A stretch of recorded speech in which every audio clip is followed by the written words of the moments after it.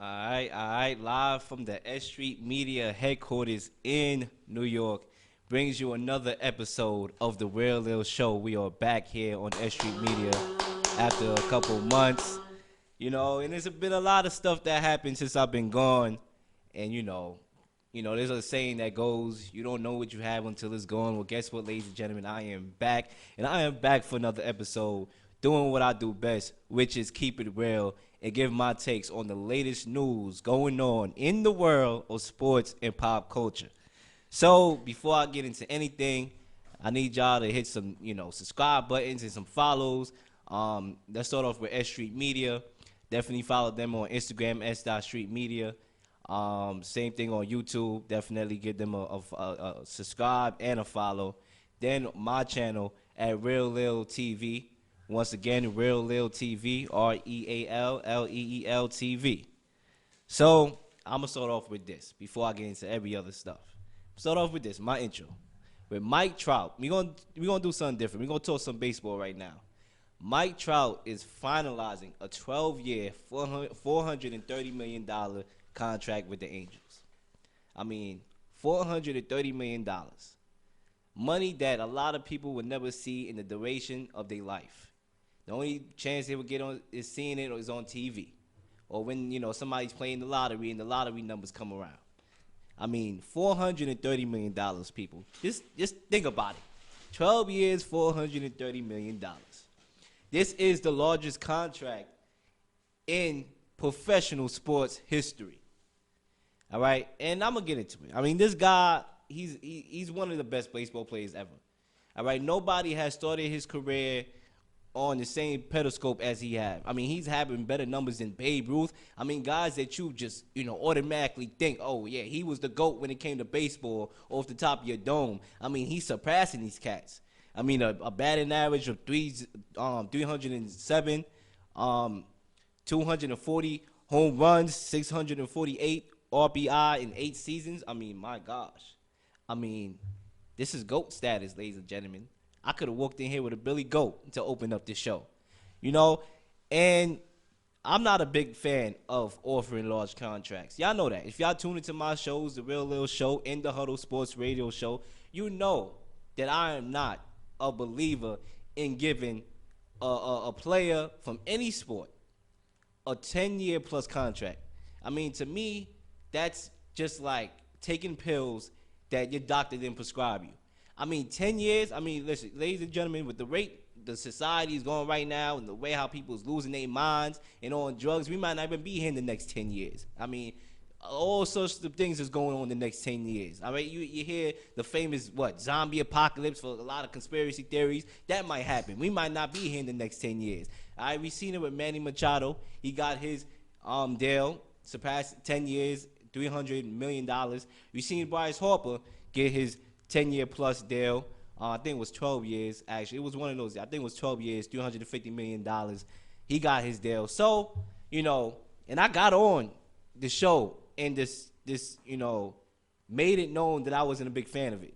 But since this guy is the best player in the league, might go down as the best player ever, I mean, you got to feed the guy. I mean, Bryce Harper and Manny Machado can't be,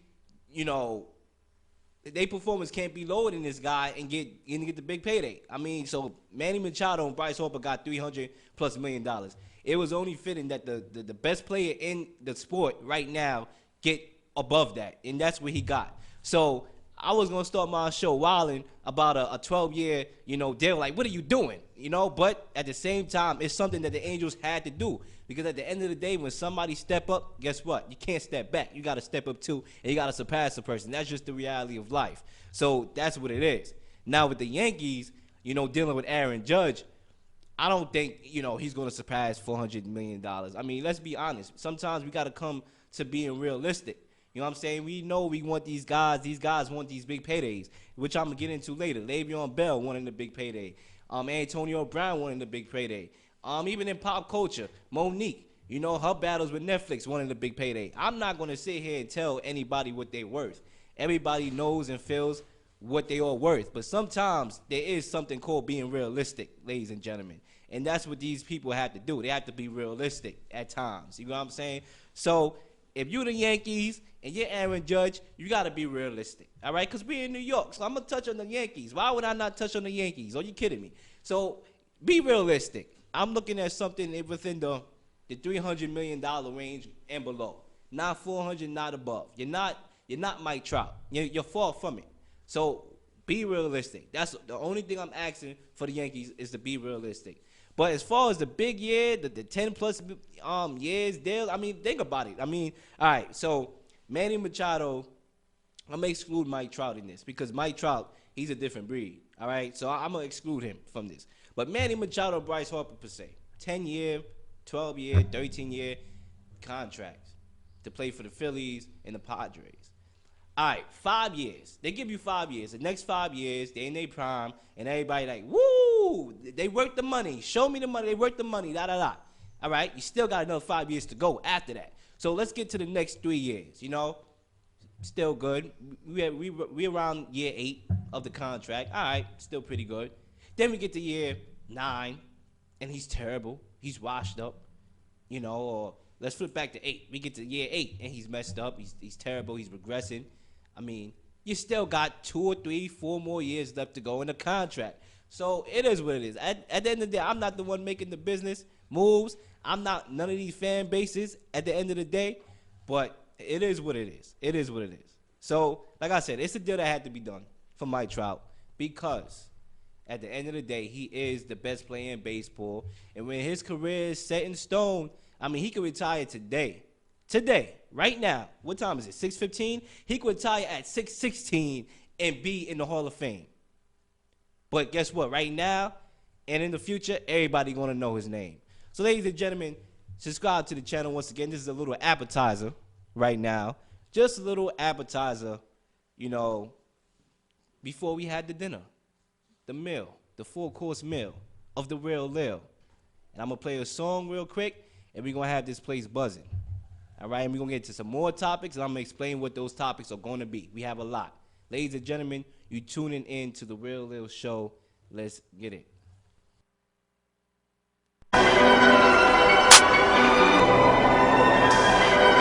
Trying not to turn up, man. Yeah. Trying to calm down, got to know. I just can't sometimes. Feel like I'm Pablo, feel like Escobar. Feel like a Chapo, if they went too far. Feel like I'm Tony, my friends let me scar. Let me with no heart, let me with no heart. Feel like I'm Pablo, feel like Escobar. Feel like a Chapo, if they went too far. Feel like I'm Tony, my friends let me scar. Let me with no heart, let me with no heart, let me with no heart. I just play my part. Told me not to come in your yard, but your dog at the bar.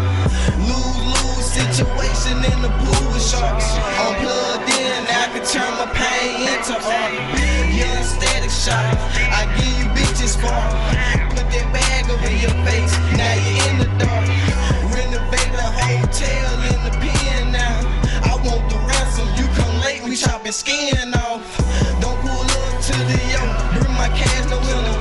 Yeah, I've been the GOAT, bitch, I was born in December. Remember we were kings, we had expensive things. Oh, was those ass hood dreams, damn. Feel like I'm Pablo, feel like Escobar. Feel like a Chapo, if they went too far. Feel like I'm Tony, my friends let me scar. Let me with no heart, let me with no heart. Feel like I'm Pablo, feel like Escobar. Feel like a Chapo, if they went too far. Feel like I'm Tony, my friends let me scar. Let me with no heart, let me with no heart. Feeling like I'm Tony when I step out the booth. Money stacked to the roof, hash all on my tooth. Yeah, got a cougar in the coupe. Cross me like they hoop. Tryna cross me, then I shoot. Bitch, check my stats on the news. Feeling like I'm Pablo, yeah, I got hands on sight. Bad bitches, my delight. They all want the pipe. They fucking with the hype. Never touching no white. Making boss moves, that's every day. Tryna hit a lick off in the bay. Tryna get them Cali strands, yeah. Tryna make a couple bands, yeah. Tryna make a couple stacks, damn. Tryna get a couple racks. Young niggas can't Too much money to attract. Niggas better recognize a young nigga on the rise. Feel like I'm Pablo, feel like Escobar. Feel like a Chapo, bitch, they went too far. Feel like I'm Tony, my friends left me scarred. Left me with no heart, left me with no heart. Feel like I'm Pablo, feel like Escobar. Feel like a Chapo, bitch, they went too far. Feel like I'm Tony, my friends left me scarred. Left me with no heart, left me with no heart. Alright, we are back on the Real Leel Show. And as always, S.STREET Media is always promoting everybody's talents. So if you want your record played, definitely hit me up on Instagram and I'll refer you to who I need to refer you to. So Real Leel TV is my Instagram. Real_Leel_TV. Get your music heard. Because you all know you're sitting right there. Got a talent. You're a rapper, you're a singer, you whatever you are. And you saying to myself, I need to get my talents heard. But guess what? This is the word. Hit me and we can make this thing curve. All right, how about that? Since we was talking baseball.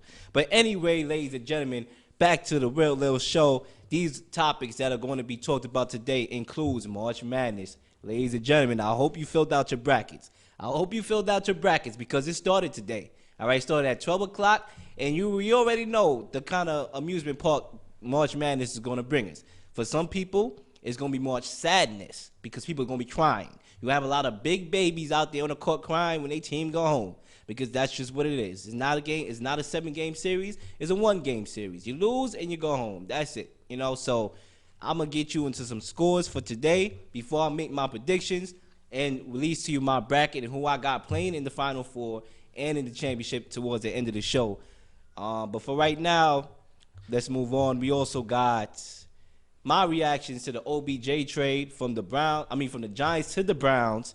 That shocked a lot of people. I'm getting to that. Le'Veon Bell signing with the Jets. Some boxing. So y'all boxing fans out here, because I do know the majority of people who follow me are boxing fans. So I can't forget about the boxing fans. Are you kidding me? We just had a boxing match on Saturday. Errol Spence Jr. versus Mikey Garcia. I'm going to give my reactions to that and plenty more. So let's get right into it. Ladies and gentlemen, I have one question. All right? And I really need an answer to this question. All right? And I hopefully this question gets answered at the end of the show. Diva or double standard? All right? That's the questions right there. We all know that OBJ is a diva. We all know that Antonio Brown is a diva. We all know Le'Veon Bell is a diva also. I'm not going to sit here and defend these cats at all. I'm not, because they all divas. I am in the mindset of the team comes first before you. All right? That's just what it is. You're going to war with guys. That's how football is. You're going to war. You up the team first. I get that. But I'm not going to sit here and not bring up the issue that is plaguing society, which is the double standard. Time and time again, we see non-African-American quarterbacks act in a certain manner comparable to African-American quarterbacks. And they do all, not quarterbacks, but players in general, in a lot of sports. And they don't get the same criticism as African-American players. Why is that? Well, you got history books that will tell you why is that. But it also happens in sports, right? Big Ben, for example, before I get to Big Ben, Tom Brady, that's my guy right there. That's my favorite player in professional sports history, Tom Brady. His competitive spirit, he's a championship winning dude. His work ethic is beyond me, all that.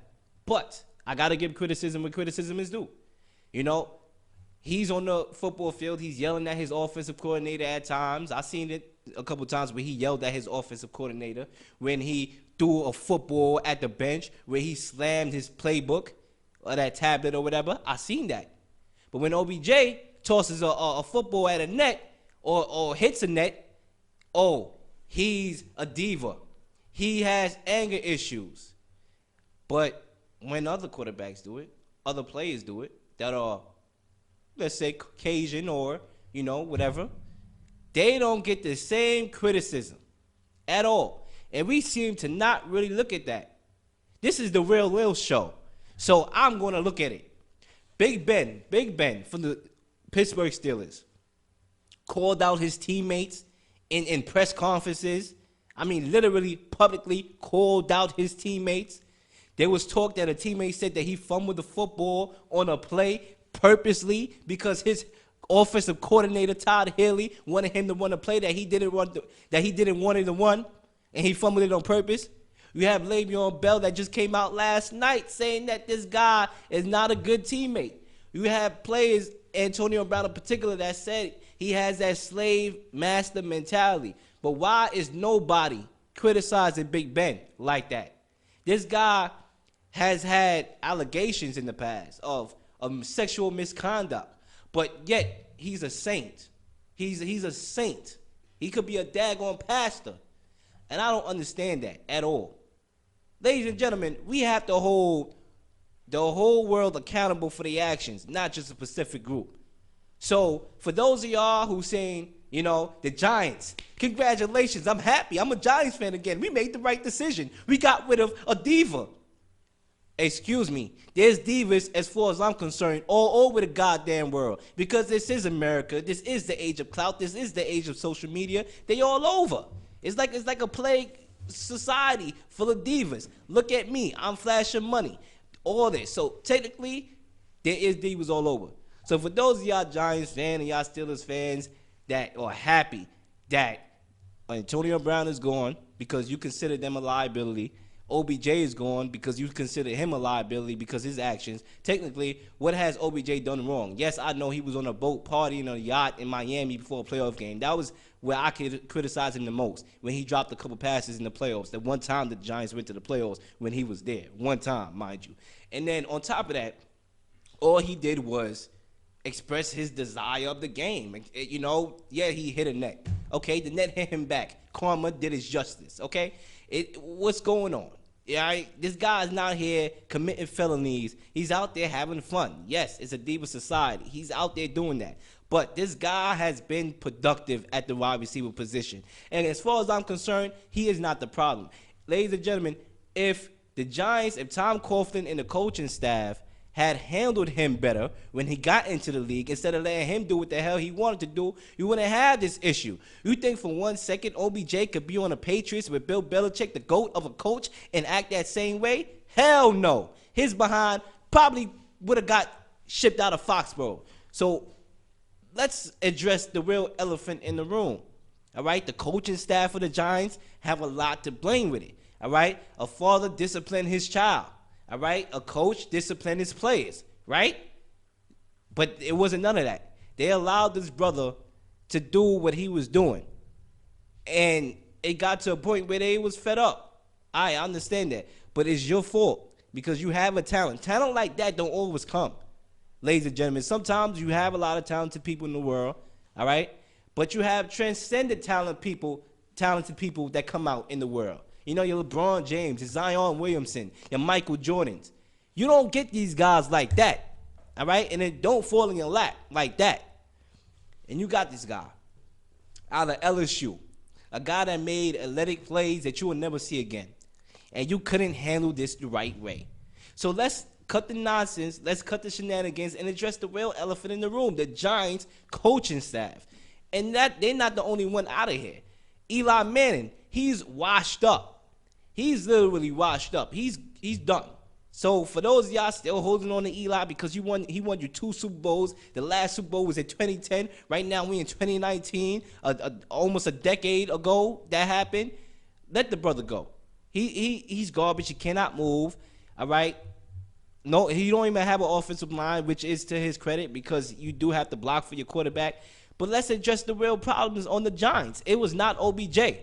You decided to get rid of your best player, right? Arguably, because some people would probably say Saquon Barkley, you know, up for debate. But you gave away one of your best players. You send them away for nothing, and then the general manager of the Giants had the nerve to say, we couldn't resist the offer. A mid-first round pick, a third-round pick, and Jabril Peppers, you couldn't refuse that? I mean, come on, man. Ladies and gentlemen, let's cut it out. Let's cut it out. I don't understand it. The Giants is stupid. They've been making stupid moves. They claim they have a plan.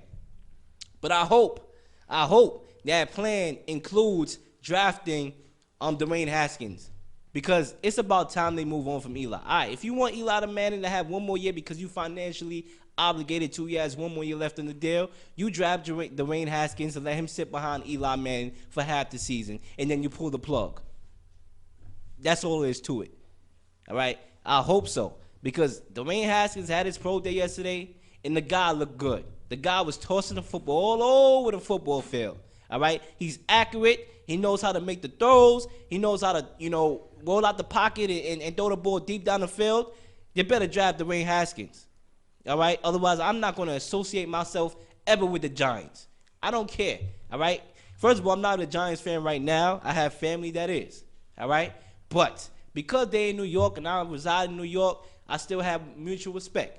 But if they don't draft Dwayne Haskins and they basically let OBJ go for nothing, they don't make use of the picks that they got in the draft, then I'm not associating myself with the Giants. As far as I'm concerned, they in Jersey.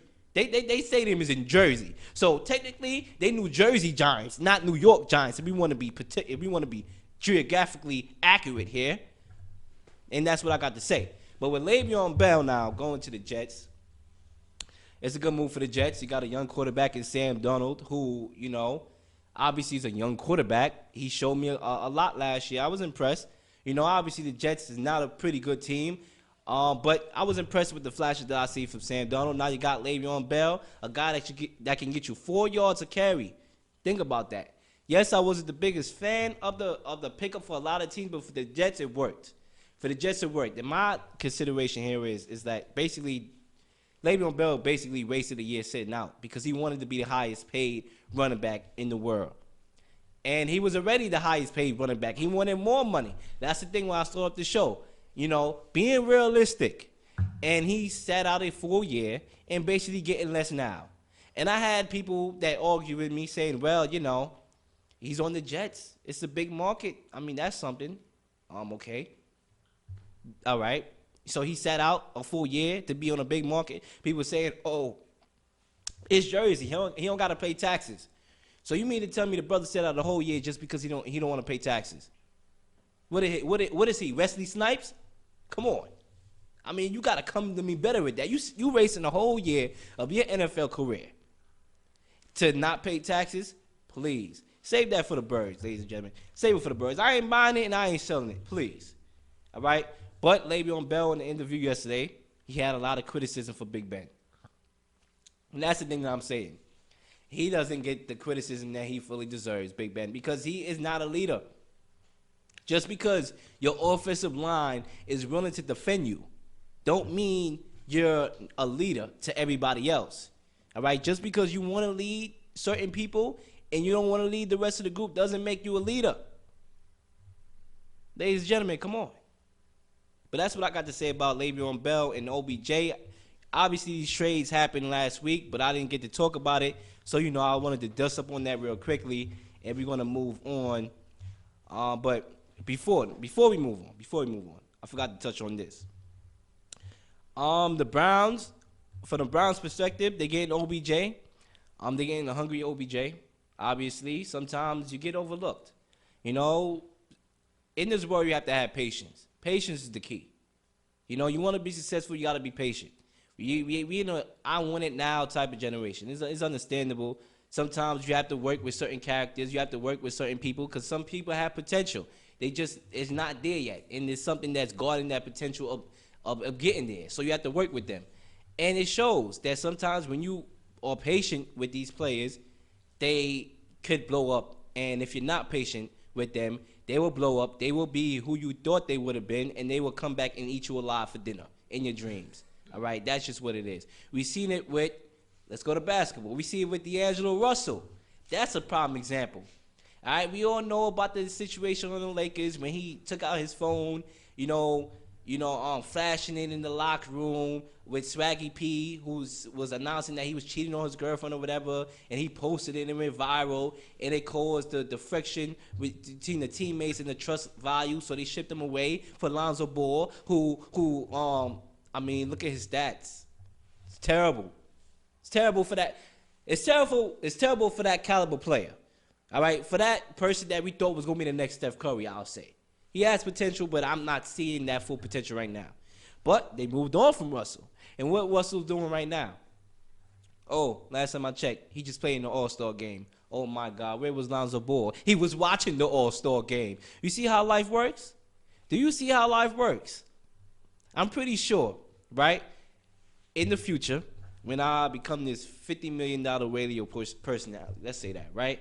And, you know, I'm out here doing my thing, being a model citizen that I am always, and people are going to be like, oh, wow, we passed up on this brother. And I'm going to be like, you're damn right, you did. And guess what? I'm going to eat you alive for dinner. That's just what it is. So with OBJ, this is your opportunity. You just got shipped out of New York. You in Cleveland right now. It's not the fanciest place, Cleveland, Ohio. You know, LeBron James played there for a little bit. Now he's in L.A., you know. It's not the flashiest place. A pretty good team, though. You know, Baker Mayfield, a nice rookie quarterback last year. He's going to be a sophomore this year. A lot of weapons. Jarvis Landry, David Njoku, Anthony Callaway, Kareem Hunt when he comes back off his 8-game suspension, Nick Chubb. You know, you got some players. You know, you on a good team, so you're not going to be double team. You're not going to be triple team, which means all the attention is going to be off you on the football field, which allows you, my brother, to be able to be OBJ and get your yards. Don't complain about the ball. You don't have to complain about Eli Manning, who's washed up, throwing you the deep ball, not giving you the touches. You have Baker Mayfield, who I say is a good quarterback, who spreads the ball out perfectly. There were some games where I seen all the wide receivers in double figures as far as catches. He spreads the ball out perfectly. You're going to be able to get your touches. Now, it's up to you to tone the divaness, you know, because that is a problem. I was trying my best to defend you, but you are a diva. You got to turn it down, get to work. You're in Cleveland right now. You just got traded, and your mindset should be first. Before you start making out, you know, outrageous financial demands, your job, your goal should be to get on the football field, all right, continue to work, and make the Giants forget about you. Not forget about you. Make the Giants regret. Eat the Giants alive for dinner. That's what you have to do. And once you do that, the world is yours. I mean, that's just what it is. The Browns, they're going to be in good position. I still think the Steelers is going to win the division when it's all said and done, because sometimes the team on paper, the best team on paper is not always the team that wins. This is a lot of faces, a lot of hungry guys that's going to want the ball, and they're young. They just came. They were 0-16 2 seasons ago. They were 7-9 last season. So you're not going to tell me a team is going to be 0-16, 7-9, and then turn around and win a Super Bowl the next year after. No. Pump the brakes. It's a process. Trust the process at that. But ladies and gentlemen, moving on to the next topic that I got here, and it's time to get into some LeBron James. LeBron James. Oh, Lord. LeBron James. I mean, this is a walking head. He's a walking headline. That's what I'm going to say. LeBron, I got to take off my jacket for this. This guy's a walking headline. Listen, LeBron James is the type of dude where he brings a lot. He brings a lot of positives with him, you know, being one of the best players to ever play the game, obviously up there. There's people that actually, you know, I laugh. They say he's better than Jordan, you know, but he's up there, though. I'll give you that. But he's not the GOAT. I mean, we pretty much, hopefully we got the memo, right? I hope so, you know. But he is a transcendent player. I actually anointed him the best offensive player to ever play the game, because when you look at the things that he do, the assists, you know, he's ranked higher in assists than Jordan is, and overall the offensive game, getting plays involved. Best offensive player, not the best overall player in the league, though. You know, so with LeBron James, is a lot of good, building a school in Cleveland, which is respectful, because there are a lot of black impoverished people out there that need school, they need education, and he did that. And that's spectacular. Everything that he brings to the game, being the face of the NBA, spectacular. But with LeBron James and a player of that caliber, there comes some negatives that come along with that. And Clyde Frazier made note of that in a game against the Knicks the other day. Let me get some water before I start choking up. But, all right, so during the game against the Knicks, Clyde Frazier, he made, some comments saying that, LeBron James, he needs to sit with his teammates because LeBron James was on the bench and he was sitting 3 chairs away from his young teammates by himself. And Clyde Frazier basically said, if you're the face of the NBA, you got to set a better example. Basically, I'm summing it up, putting a summary of what he said. You want to be with your teammates. And a lot of people is, he's criticizing him. What's criticism about that? That's actual facts. I mean, you making it seem like the brother was out to crucify LeBron James. Everything Clyde Frazier said was a fact. And that's something that I touched on in the last couple of episodes about these NBA stars not being leaders on their teams. When you're the best player in the world and you're one of the oldest players on the team, you're supposed to lead by example. You can't be telling guys to play defense and you're not playing defense. We're going to be like, well, what you doing, big fella? And that's what's going on in the NBA. Guys are not being leaders. And in order for your people to follow you, your teammates to follow you, you have to lead by example. LeBron James has done a terrible, terrible job of doing that this year. Publicly calling out his teammates, sitting yards away from his teammates.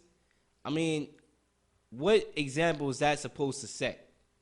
All these players' names and trade rumors, and you expect them to come back and play for you?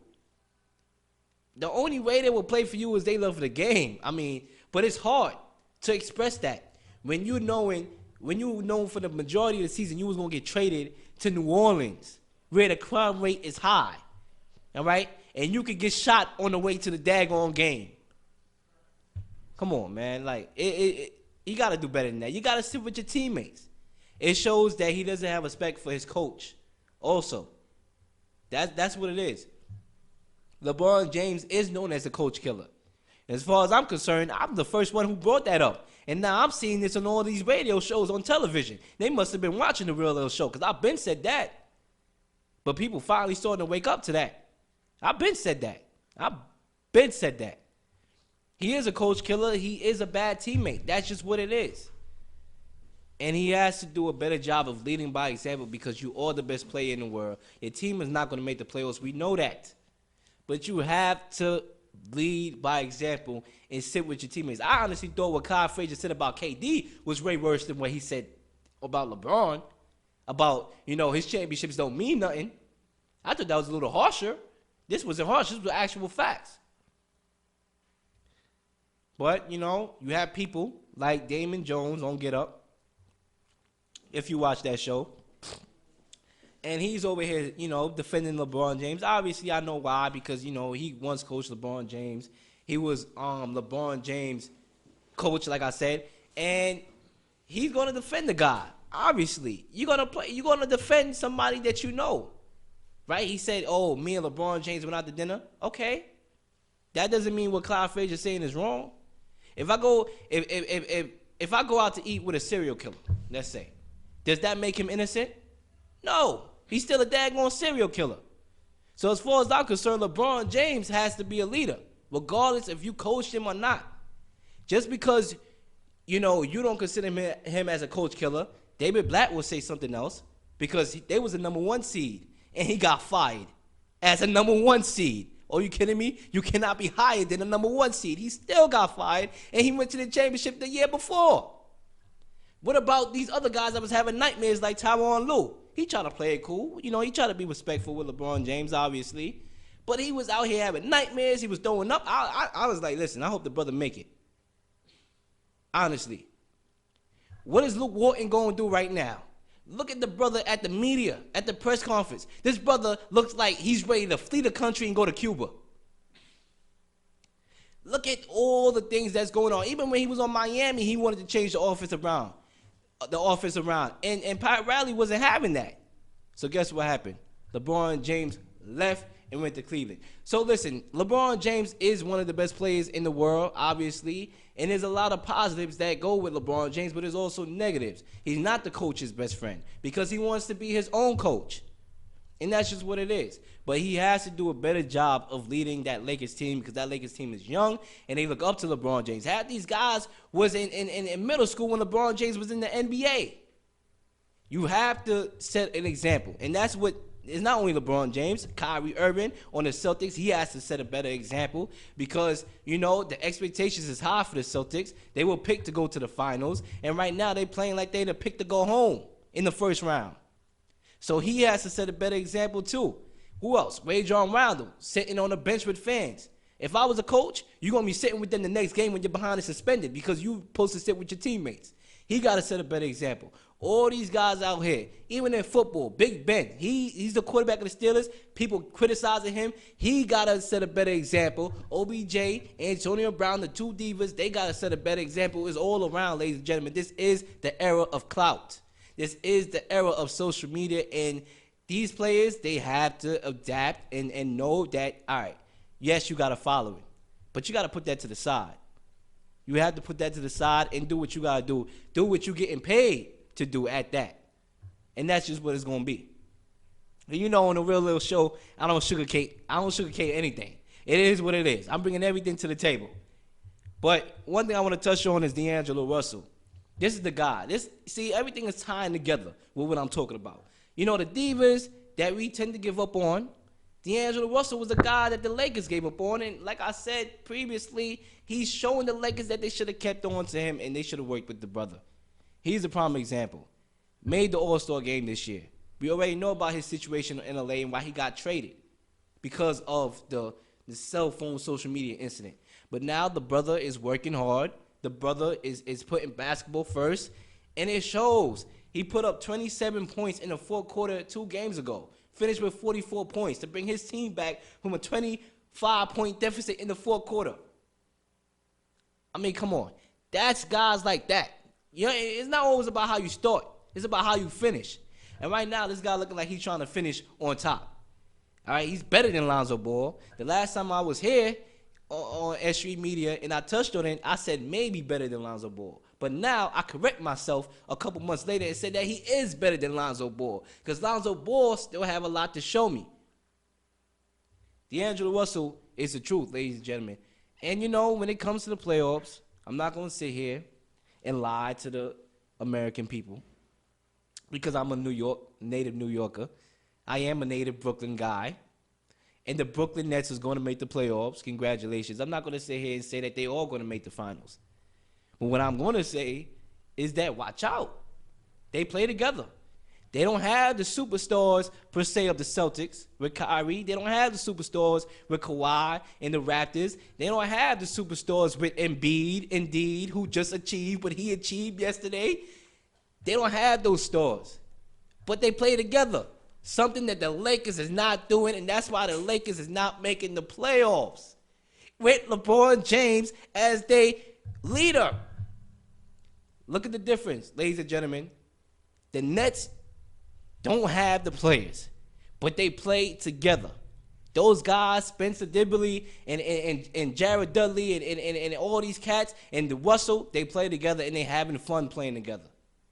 That's a team that can make the playoffs. And as far as I'm concerned, if I'm a free agent, if I was a free agent, I'll be looking at the Nets like, I'll give the Nets the eye. Like, I see you. I see you. I might be over there because Brooklyn, we go hard. And that's something you don't see with the Knicks. Obviously, the Knicks, they have a lot to do. I mean, it's been a long time with the Knicks. It's been damn near 40 years. I mean, I don't think it took Noah to build the ark that long, but it's coming together, hopefully. Hopefully. I mean, we literally traded the unicorn out for some picks, which is a gamble, which I think we, in time will tell if that will work out or not. It's basically like going to Vegas, you're gambling, and you know when you go to Vegas, it's either you coming home rich or you coming home with no clothes on. And that's what the Knicks is doing. They know they either coming back rich with KD and Kyrie through free agency 2019, or they're going to be the laughing stock of the league in sports history. So it's a risk they have to take. But the Nets is in good position. The Clippers in good position. And these are two teams that is under, the Clippers is under the Lakers. The Nets is under the Knicks. But these two big main franchises seem to be under as far as the closest to defeat that curse that is roaming around here with them not making the finals in a long time. But like I said, in order to have a good team, you have to have leadership. And that's what a lot of these teams is missing. And that's why there's a lot of teams struggling out here. But let's go to college basketball real quickly. St. John's lost last night. The Arizona State 76-65. I expected it. I mean, St. John's is, right down the block, but at the same time, you could be right down the block. You could be 45,000 away. You still got to play basketball, and I just knew they wasn't ready. I mean, Shamari Pons is the truth. I mean, that's a player right there that, is a NBA prospect hopeful. And, the fact of the matter is the St. John's, they put themselves in position to make the tournament, and they just fell short. But for a team, for a campus, for a school like that, which in the middle of Queens, obviously not your flashiest campuses. Obviously, it's not Chapel Hill in North Carolina. It's not, Syracuse. It's St. John's. So, whatever talented players that they have that are willing to go there, salute to y'all. And Shamari Pons, I believe he's a senior. He's going to be making his way out, and hopefully we'll see this brother in the NBA. And hopefully he will have a leader leading him to where he needs to be, and a good coaching staff, because obviously it's lacking in the NBA, just like I previously stated. But, hey, it is what it is. And moving on. Let's see what's next. All right, so I want to dive into some boxing before I get into March Madness. I want to dive into some boxing. If you all know, I am a boxing head.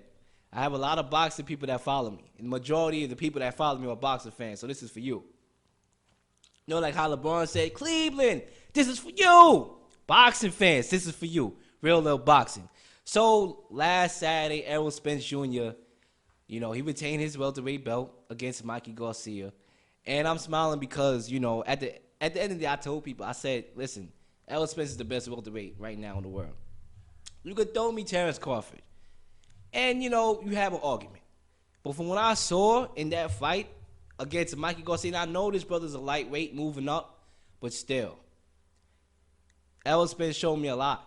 He showed me IQ, the boxing IQ. He showed me the defense, right? He showed me that he didn't have to knock the brother out. He didn't have to knock him out. He knocked him out mentally. He didn't have to physically knock this brother out. He literally embarrassed the brother.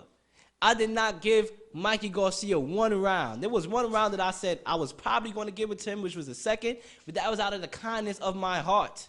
I was going to give him that round. It wasn't because he actually deserved it. It was a close round, but I was like, you know what, Mikey Garcia, salute to the Mexicans. You know what I'm saying? But, and I'm happy that he took the fight, because a lot of guys are scared to take the fight. I don't know why the hell they trying to be pretty for. In boxing, you're not going to be pretty.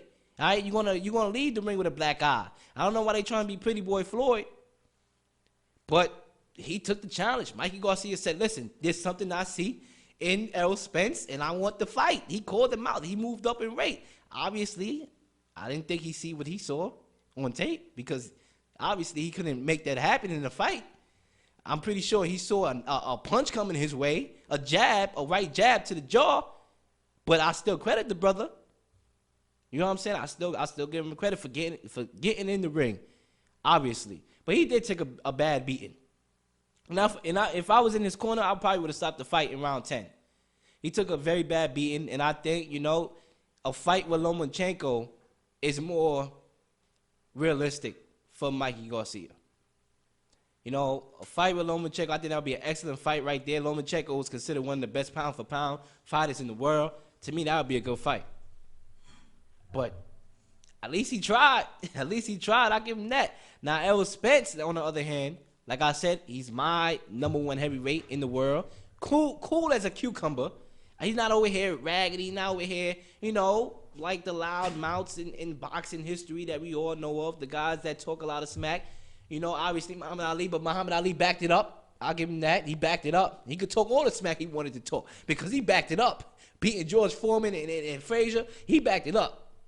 Sure, he could still be talking to this day. Obviously from the grave, or from heaven, wherever he is. He could still be talking to this day because he did what he did. He's the best heavyweight ever. He's the best boxer in the world as far as I'm concerned. But, Errol Spence is different. He's chill.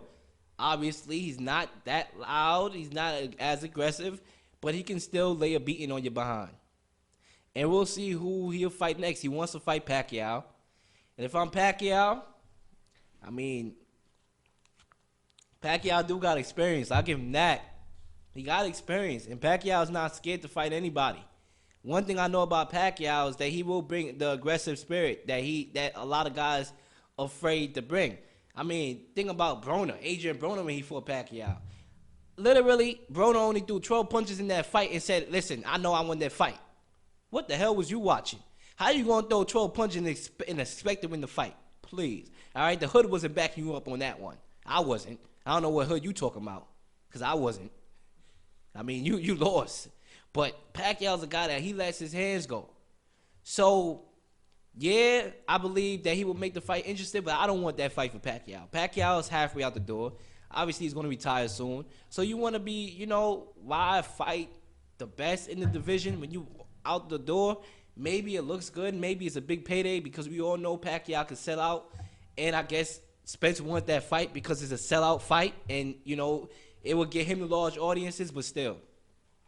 If you Manny Pacquiao, I'll say Sean Porter, Danny Garcia is more realistic. Keith Thurman is more realistic. I don't want that fight for Pacquiao. But if Pacquiao take it, hey, we'll see. The experience, that could come into play. But Errol Spence, this dude is a bad guy, man. He's a bad guy. It's somebody that you do not want to see if you're a boxer. But Sean Porter, hopefully we'll get that fight. That's a fight that I want to see. Sean Porter and Errol Spence. To me, Sean Porter, he is that bull. He's a bull. You know what I'm saying? I didn't like the fight that he fought, the last fight against Ugas. Even though I thought Porter won, a lot of people thought Ugas won. I thought Porter won because he had the belt and Ugas was doing a lot of showboating in those championship rounds instead of actually taking it to Porter. I like the way how he switched up his fighting skills. Porter is better when Porter is aggressive, and Porter is better when he brings that bull fighting. Yes, it's ugly at times, but it works for him. That just coming at you like a bull, just, like a dog, just coming at you. That's when Sean Porter is showtime. So I want to see him versus Errol Spence. Obviously, I think Errol Spence will be the favorite to win that fight, but, don't underestimate Sean Porter when he brings that aggressiveness that he brought against Keith Thurman, and why I thought he beat Keith Thurman, even though the judges gave it to Keith Thurman. We'll see. But, like I said, Sean Porter, Errol Spence, that's the fight I want to see. But if it's Pacquiao and Errol Spence, I won't be mad if that is the case. Now, also, May 18th, you have Dominique Breazeale, who will be fighting Deontay Wilder. And there's a lot of animosity between the two cats. A lot. From a hotel incident in which Deontay Wilder's people got into it with Dominique Breazeale, and I guess Martellus Wilder knocked Dominique Breazeale in the head when he was with his girlfriend and his kids or his wife or whatever. A lot of things going on, and obviously he was the mandatory, and Wilder will be fighting him. I'm letting people know right now. I know Wilder is known as a knockout king, which he is. He's a knockout artist. But watch out for Dominique Breazeale. That's all I'm going to say. Watch out for Dominique Breazeale. I've seen this guy fight. This guy is powerful. Yes, he lost to Anthony Joshua, and that was his first loss. But, like I said, people get better. People get better over time. Sometimes it take a blow to give a blow. And that's just what it is. So watch out for Dominique Breazeale when he fights Wilder. That's all I'm going to say for right now. Because as the fight get closer is when I'm going to get my analysis and my predictions for that fight. But that's going to be a good fight. And boxing is in a good place. Boxing, the world heavyweight division, and the welterweight division, they in a good spot. But now, let's get into some, let's see, where do I want to shift here? All right, let's get into some college basketball. Because you know me, I do all sports. I ain't no one sport, I do all sports. I'm international. That's what they call me, international real Leel. Let's go to March Madness right now. Ladies and gentlemen, I know y'all got y'all brackets ready. So far, a couple games started today. You have Minnesota, who beat Louisville today. Wow, that's an upset right there. Number 10 ranked Minnesota. They defeated Louisville 86-76. That's our first upset. New Mexico State lost by 1 to Auburn. Ranked number 5, Auburn. 1 point. Bradley, they lost to Michigan State 65-76. Kansas, they had an easy walk in the park. They beat Northeastern 87-53.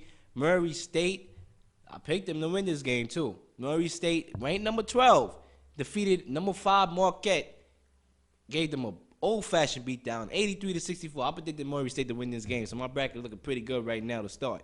Maryland 79, defeating Belmont 79-77.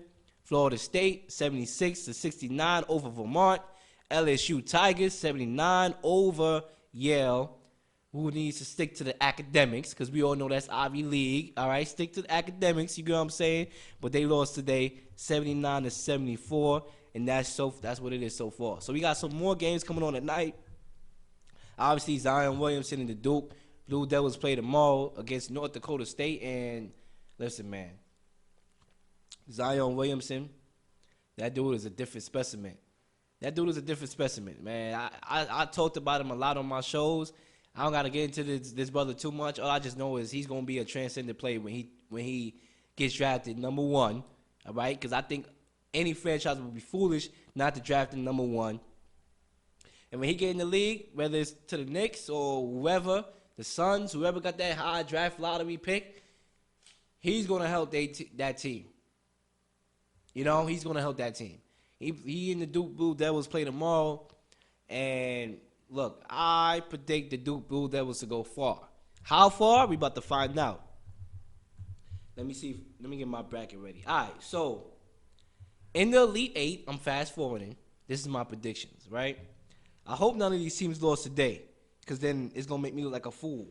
But in the Elite 8, I have, coming out the East, I had number 1 Duke versus number 3 LSU. That's the matchup I got. LSU versus Duke. In the South, I got Virginia, ranked number 1, against Villanova, ranked number 6. In the West, I got Gonzaga, number 1, versus Michigan Wolverines at number 2. The Midwestern Conference, I got North Carolina versus Kentucky, number 1 versus number 2.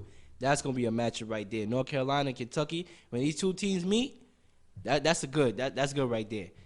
And I have Duke winning that. I have Duke beating LSU. In the Elite 8, I have Virginia beating Villanova. I have Michigan beating Gonzaga with the upset. I have Kentucky beating North Carolina. Now we get to the Final Four. And I have Duke versus Michigan and Virginia versus Kentucky in the Final Four. 1 versus number 2 in both subdivisions. And I have Duke winning against Michigan. I think Michigan is going to surprise a lot of people. They're going to surprise a lot of people, Michigan. Obviously, they won. They went to the championship a couple years ago.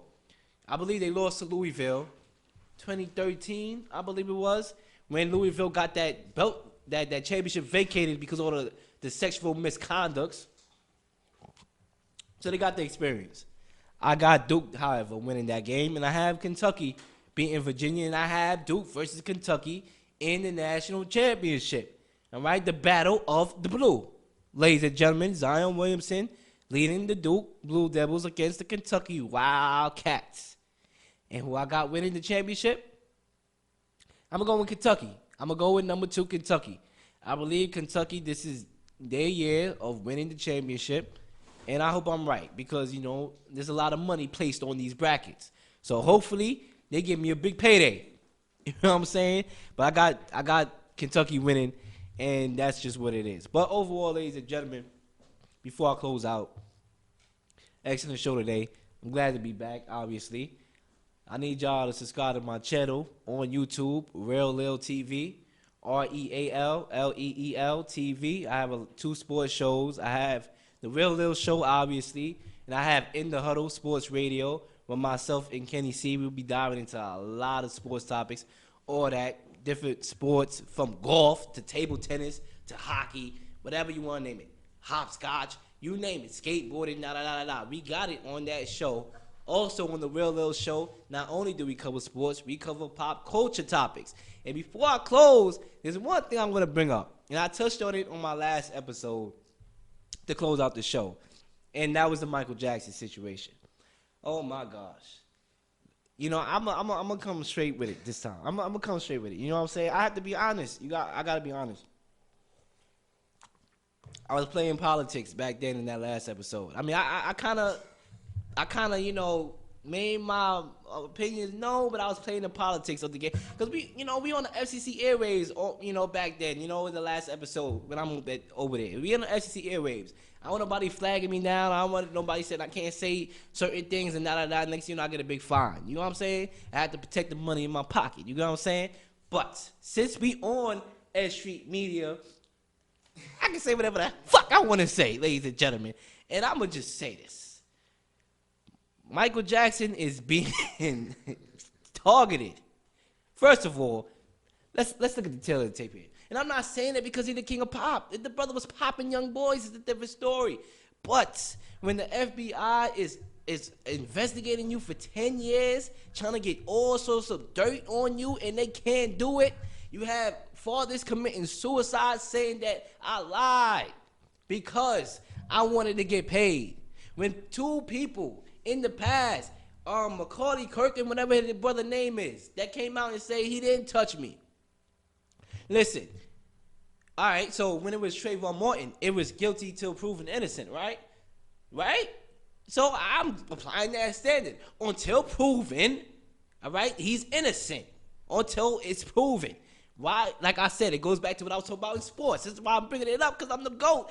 It's about, everybody held to the same standard. That's why I started the show off talking about OBJ and Big Ben. Ladies and gentlemen, no other radio personality gonna do this. Formulate the way I formulated. The double standard in the world with sports, politics, pop culture, it's there. As far as I'm concerned, this brother's innocent. All right? And that's just what it is. Listen, we already know R. Kelly not innocent. That's a whole different story. That brother got a mental problem. That brother out here got a mental problem. He gotta go. I could just look at, when I saw that interview with Gayle King, I was like, listen, that's how I look when I lie. That's how I look when I lie. He lying. He need to get locked up. Michael Jackson, obviously, there is questionable things, right? I know. Having kids around you a lot, should have been somebody in his ear telling him like, yo, listen, man, you might get in trouble. You never know what could happen. Somebody might, try to get money out of you. You Michael Jackson. You own Sony. You own this and then. You own the Beatles. You own all those catalogs that you own. Somebody could come after you. Somebody should have told him that. Somebody probably did. But who knows? We all know the brother didn't have a childhood. His childhood was an adulthood because he was out here in the Jackson 5. So while a lot of childs is out here playing with Teletubbies and playing with toys and going to Toys R Us, Mommy, can I go to Toys R Us? He was out here, singing the song, man. Baby girl, you are my world. I mean, he was out here on tour, on a tour bus, not playing with a tour bus. He was on a tour bus. He wasn't playing with it. So he didn't have a childhood. Maybe the brother wanted to be a child again, and that's why he had Neverland.